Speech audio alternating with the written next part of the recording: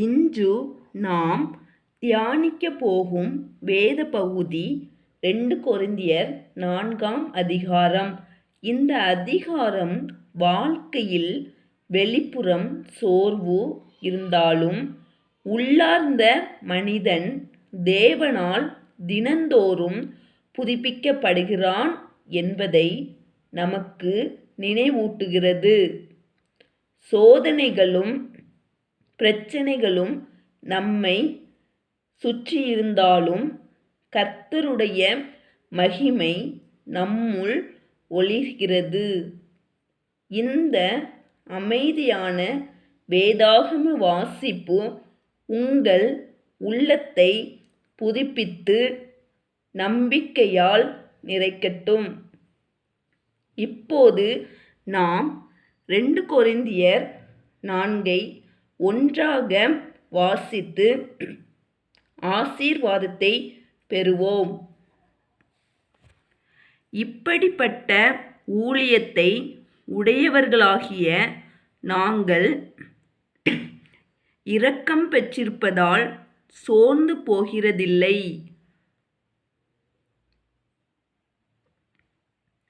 வெட்கமான அந்தரங்க காரியங்களை நாங்கள் வெறுத்து தந்திரமாய் நடவாமலும் தேவ வசனத்தை புரட்டாமலும் சத்தியத்தை வெளிப்படுத்துகிறதினாலே தேவனுக்கு முன்பாக எல்லா மனுஷருடைய மனசாட்சிக்கும் எங்களை உத்தமரென்று விளங்க பண்ணுகிறோம்.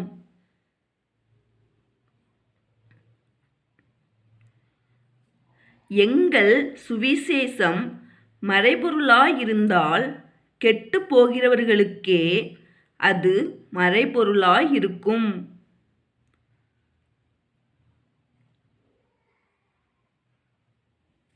தேவனுடைய சாயலாயிருக்கிற கிறிஸ்துவின் மகிமையான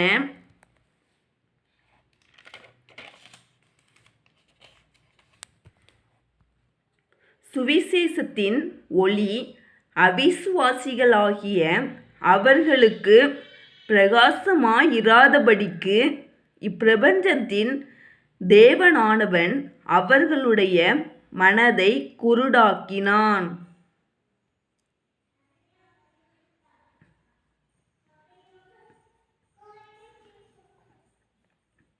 நாங்கள் எங்களையே பிரசங்கியாமல் கிறிஸ்து இயேசுவை கர்த்தரென்றும் எங்களையோ இயேசுவின் நிமித்தம் உங்கள் ஊழியக்காரரென்றும் பிரசங்கிக்கிறோம்.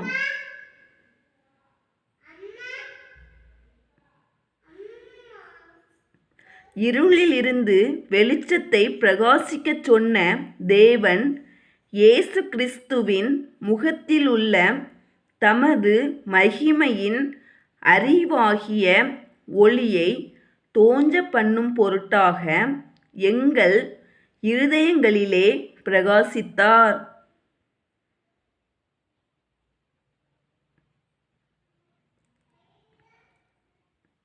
இந்த மகத்துவமுள்ள வல்லமை எங்களால் உண்டாயிராமல் தேவனால் உண்டாயிருக்கிறதென்று விளங்கும்படி இந்த பொக்கிஷத்தை மண்பாண்டங்களில் பெற்றிருக்கிறோம்.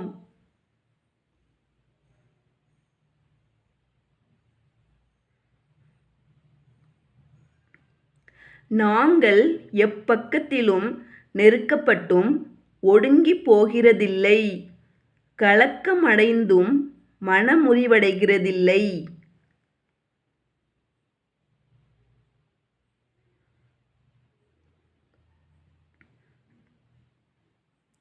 துன்பப்படுத்தப்பட்டும் கைவிடப்படுகிறதில்லை, கீழே தள்ளப்பட்டும் மடிந்து போகிறதில்லை.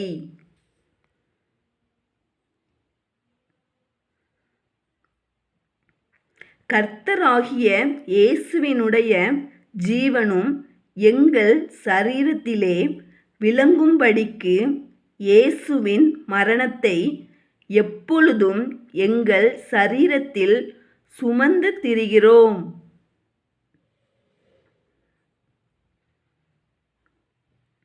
எப்படியெனில் சாவுக்கினமான எங்கள் மாம்சத்திலே இயேசுவினுடைய ஜீவனும் விளங்கும்படிக்கு உயிரோடிருக்கிற நாங்கள் எப்பொழுதும் இயேசுவின் நிமித்தம் மரணத்திற்கு ஒப்பு கொடுக்கப்படுகிறோம்.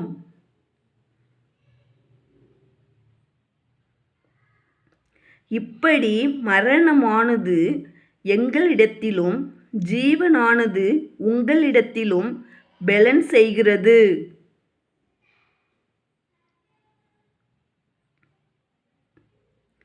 விசுவாசித்தேன் ஆகையால் பேசினேன் என்று எழுதியிருக்கிறபடி நாங்களும் அந்த விசுவாசத்தின் ஆவியை உடையவர்களாயிருந்து விசுவாசிக்கிறபடியால் பேசுகிறோம்.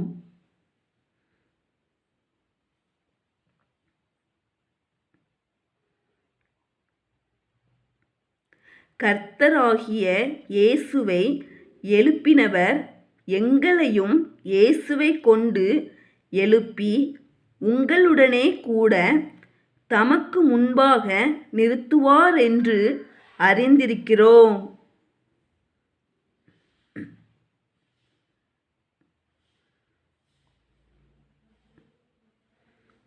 தேவனுடைய மகிமை விளங்குவதற்கேதுவாக கிருபையானது அநேகருடைய ஸ்தோத்திரத்தினாலே பெருகும்படிக்கு இவையெல்லாம் உங்கள் நிமித்தம் உண்டாயிருக்கிறது.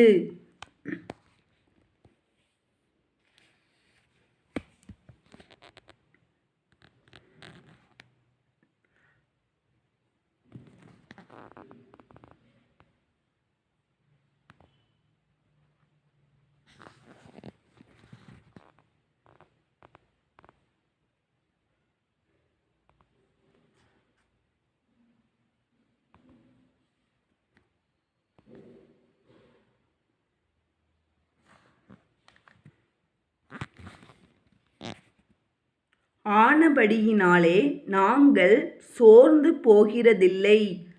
எங்கள் புறம்பான மனுஷனானது அழிந்தும் உள்ளான மனுஷனானது நாளுக்கு நாள் புதிதாக்கப்படுகிறது.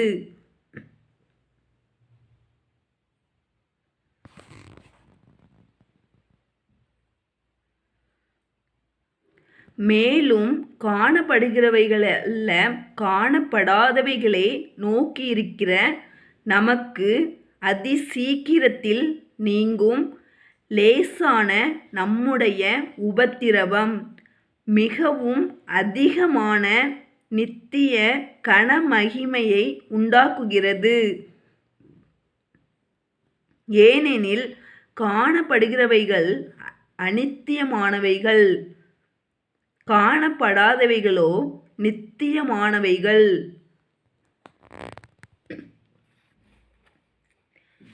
ஆமேன். 2 கொரிந்தியர் 4 வாசிப்பு உங்கள் உள்ளத்தை புதுப்பித்திருந்தால் லைக் செய்யுங்கள், ஷேர் செய்யுங்கள், சப்ஸ்கிரைப் செய்யுங்கள்.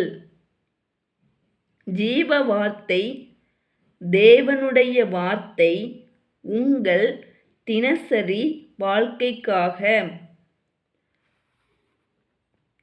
உங்கள் வாழ்க்கை நீதியில் நிலைத்திருக்க தேவனுடைய ஞானத்தை பேசும் நீதிமொழிகள் 10 அதிகாரத்தை டிஸ்கிரிப்ஷன் முதல் வரியில் கொடுக்கப்பட்டுள்ள லிங்க் மூலம் வாசித்து தியானியுங்கள். கர்த்தர் உங்களை உள்ளார்ந்த மனிதனாக தினந்தோறும் புதுப்பிப்பாராக.